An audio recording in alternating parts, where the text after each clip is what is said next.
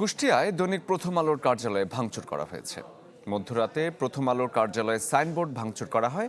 এক পর্যায়ে কক্ষের ভেতরে ঢুকে আসবাবপত্র সহ প্রয়োজনীয় সরঞ্জামাদি গুঁড়িয়ে দেওয়া হয়।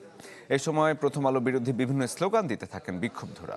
এছাড়াও কুষ্টিয়া শহরের বিভিন্ন এলাকায় ভাঙচুর ও আগুন দেওয়ার খবর পাওয়া গেছে। পুলিশ জানিয়েছে এখনও লিখিত কোনো অভিযোগ তারা পাননি।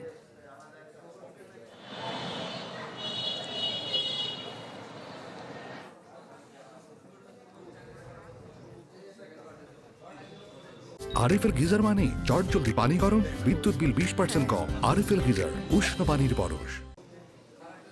দর্শক, কুষ্টিয়া শহরের এই মুহূর্তে আরো বিস্তারিত খবর জানাতে আমাদের সাথে সহকর্মী শরীফ বিশ্বাস যোগ দিয়েছেন। শরীফ, গতকাল রাতে তো আমরা দেখেছি প্রথম আলোর হামলা হয়েছে, এছাড়াও বিভিন্ন জায়গায় প্রতিবাদ হয়েছে। কুষ্টিয়ার এই মুহূর্তের অবস্থাটা আমাদের যদি বলেন। হ্যাঁ শরীফ, আমি এখন দাঁড়িয়ে আছি প্রথম আলো কার্যালয়ের সামনে।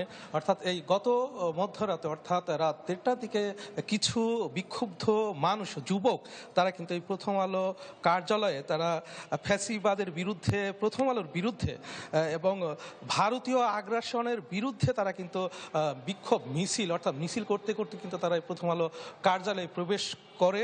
এবং প্রথম আলোর যে কার্যালয়ে দুটি কক্ষ রয়েছে, এই দুটি কক্ষের একটি কক্ষে ব্যাপক ভাঙচুর তারা করে। এবং বিশেষ করে যেটি আমরা জেনেছি, যে কক্ষটি ভাঙচুর করা হয়েছে সেটিতে কিন্তু অফিসিয়াল যে সমস্ত নথি অর্থাৎ কাগজপত্র থাকে, সেই কাগজপত্র কিন্তু তছনছ করা হয়েছে। প্রথম আলো বন্ধু সভার কিন্তু কার্যক্রম এখান থেকে কিন্তু পরিচালিত হতো। অর্থাৎ আপনি ভিডিওতে অর্থাৎ ছবিতে দেখতে পাচ্ছেন সমস্ত আসবাবপত্র ভেঙে কিন্তু তছনছ করা হয়েছে।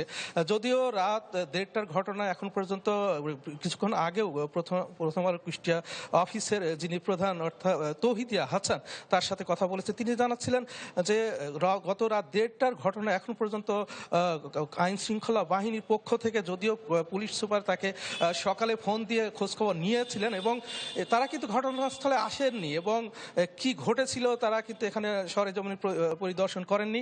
আর আজকে এই ঘটনা ছাড়াও আমরা দেখেছি গত রাতে বিভিন্ন জায়গায় বিক্ষুব্ধ জনতা আওয়ামী লীগের অনেক নেতাকর্মীর বাড়িতে, অফিসে ভাঙচুর চালিয়েছিল এবং অগ্নিসংযোগ করেছিল।